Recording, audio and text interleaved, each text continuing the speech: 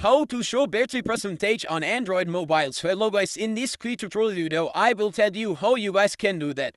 So it was very easy. For that I will simply go to mobile settings. So I will click on mobile settings. Once you go here, you will see on top right corners, top search option.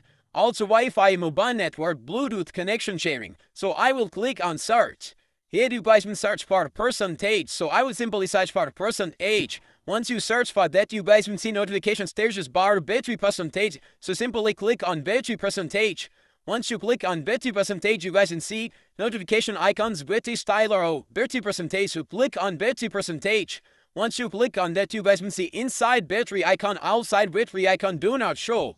So you guys can simply click on inside battery icon or outside battery icon. Once you click on that, your battery percentage will be shown.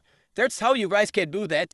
It can be little different on other devices, but the method was same. Just you need to search for percentage in search, and that's it. It will be shown in your mobile. That's how you guys can do that. Thanks for watching.